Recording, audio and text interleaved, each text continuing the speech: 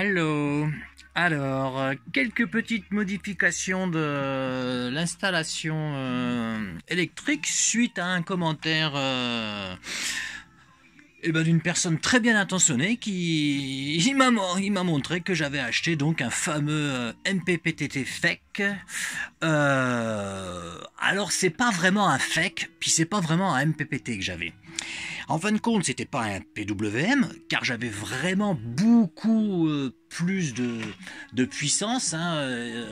Ça rechargeait vraiment très vite parce que j'ai un PWM sur une autre installation et je peux juger de la différence. Mais par contre, effectivement, il ne retransformait pas l'énergie comme un vrai MPPT.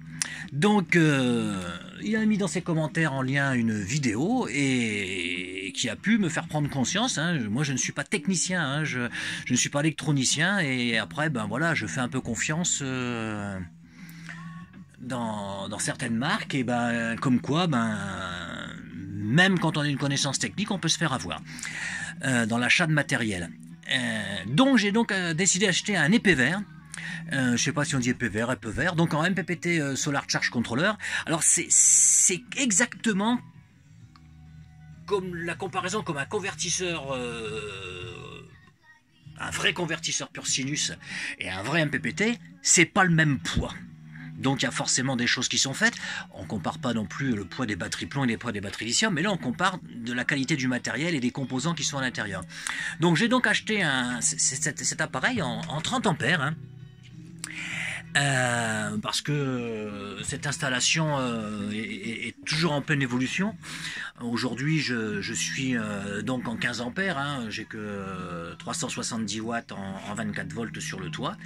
Les consignes donc de l'épée vert, c'est de mettre donc en sortie des panneaux solaires. Donc il va falloir que je fasse un petit peu de finition.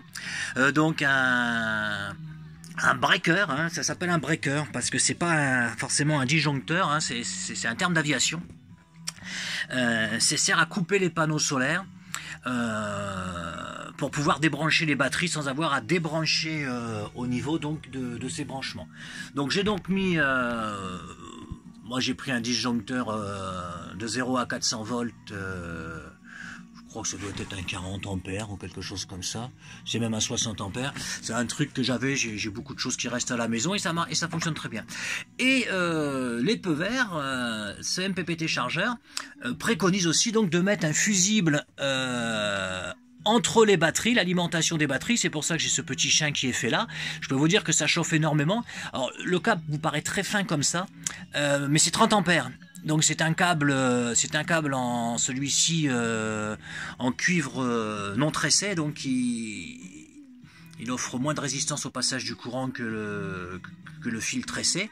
Et donc après, suivant les distances, comme d'habitude, je repars sur du 2,5 carré qui est largement suffisant pour alimenter. Je tourne à 15 ampères. Et par contre, bon, je suis quand même là sur du gros, c'est du 4 carré, ça descend en 4 carré, on ressort en 4 carré aussi.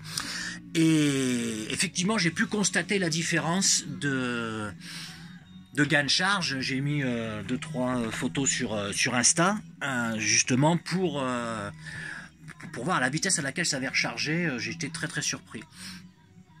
Alors comme j'ai un four micro-ondes et tout, j'avais tenté quelque chose de mettre le four micro-ondes sur uniquement une batterie. Donc du coup, j'avais fait une double installation. Et en fin de compte, faut pas faire. Il vaut mieux brancher ces batteries vraiment en parallèle, plus, moins. C'est bien entendu de prendre l'alimentation, d'alimenter l'alimentation sur la première batterie, d'envoyer le plus sur la deuxième batterie, de prendre la sortie, comme je dis toujours, de l'alimentation sur la deuxième batterie et donc de faire un chein pour pouvoir, un pont, je veux dire, pour être en vrai parallèle et pour décharger les deux batteries en même temps. Ça marchait bien, j'ai voulu changer, j'ai voulu faire une expérience, donc c'était un peu ballot, bon, j'ai une mauvaise idée. Voilà, donc c'était pour faire un complément, je vais mettre cette vidéo et en complément donc de mon installation. Et je remercie le commentaire de cette personne je dis toujours, le partage c'est extrêmement important, Allez, tranquillou.